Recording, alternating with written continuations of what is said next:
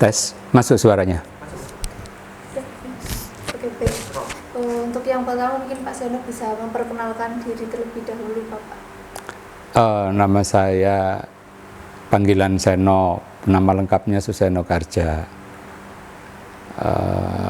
Sekarang posisinya sebagai Wakil RT, terus sebagai koordinator dari teman-teman ISTB. Kalau Wakil RT karena saya sebagai pengurus kampung juga cukup lama. Saya jadi pengurus kampung mulai tahun 90 sampai tahun 2022. Itu pengalaman secara sosial untuk masyarakat. Iya. Kalau Pak Seno sendiri udah berapa lama Pak tinggal di sini? Kebetulan yang paling lama itu nenek dan ibu saya. Saya kesini ini sekitar tahun 90-an. Tahun 90-an, terus nggak lama itu munculnya sengketa lahan ruang hidup yang memanas sekali. Sebelumnya juga, waktu itu di lapangan ya, tahun 90-an. Mungkin bisa diceritakan tentang dulunya Tambak Bayan ini berfungsi seperti apa dari yang Pak Seno ketahui? Awalnya yang saya ketahui itu kan ya karena kasus ya perebutan lahan ruang hidup itu, di mana ternyata kampung Tambak Bayan adalah kampung mayoritas orang-orang Tionghoa yang mayoritas juga pekerjaannya tukang kayu. Terus itu hampir mulai dari portalan yang di pinggir kali sampai di Keramat Gantung itu semuanya pekerjaannya tukang kayu. Dan hampir di depan rumahnya itu pasti ada kursi koputang yang miring itu. Ada juga beberapa yang keahliannya membuat aluminium ataupun menjahit itu kadang ada yang ikut konveksi kayak gitu. Terus kalau yang di kampung sebelah itu ada yang penjual kelontong. Jadi pakai gerobak itu yang kalau orang jual beras sama gula minyak itu didorong pakai gerobak itu sama dibunyiin suara seperti kelentengannya sapi itu glundung-glundung, tapi itu dari kayu. Itu yang saya tahu seperti itu. Dan waktu zaman dulu itu memang rame banget sih kampung Tambak Bayan itu, hampir istilahnya kampung yang nggak pernah mati. Jadi pernah juga disebut sebagai kampung Hong Kong Poi, kampung judi. Seperti itu, rame dulu, hampir 24 jam non-stop rame, terus banyak orang jualan juga gitu. Sekitar tahun 90 sampai 2000-an lah. Udah mulai ramai dengan julukan Hong Kong Point itu tahun berapa Pak? Tahun 80-an mungkin sebelumnya.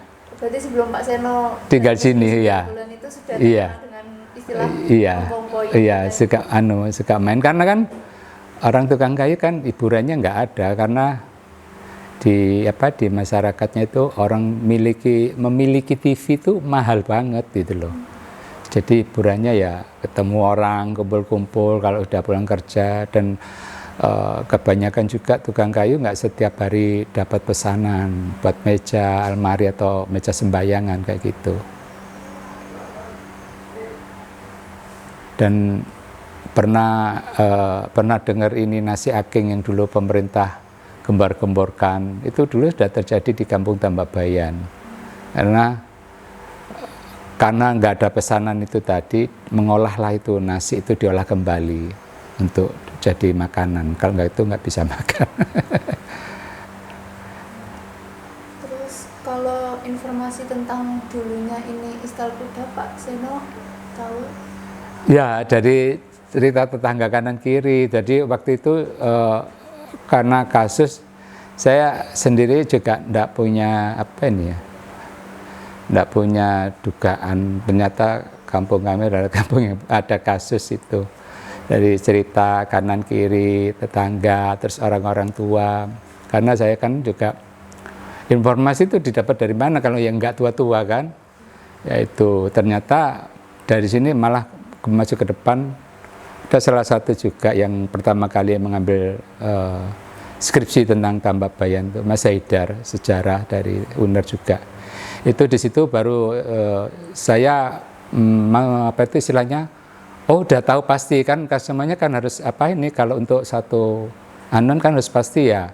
Saya pikir dulu 1930 adalah ini anuan kampung, ternyata tidak, terjadinya 1930 adalah ekspansinya orang-orang Tionghoa ke Tambak Bayan. Itu kan banyak, tapi kan nggak di Tambak Bayan, di Surabaya, di kota mana kan juga ada.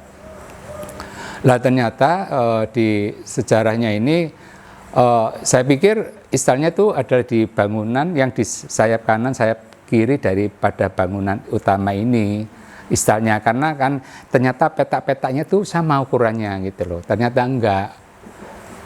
Di Kepatihan Gang 10 itulah itu istilahnya kandang kuda. Ternyata kandang kuda kan juga enggak kecil, kan gede-gede ya. Dan itu ada ininya, ada apa, ada lotengannya kayak itu, dan ada beberapa seperti penyanggah atau anu itu bentuk apa ini kayu ini yang gede balokan itu ada ini apa tapal kuda yang ditempelkan di situ. Jadi luas ya Pak, dari daerah Kabupaten Gang 10 itu sampai sini? Iya, enggak, sebetulnya kalau menurut cerita lagi kan banyak, akhirnya saya kan tetap harus menggali juga kata itu. Ternyata kepemilikan tentara kolonial Belanda itu mulai dari Kepatihan Gang 10 sampai pinggir kali, jadi dia punya lahan yang luas. Ternyata dia adalah tentara yang nggak tahu mungkin punya pejabat atau apa kok biasa menguasai lahan seluas itu gitu loh.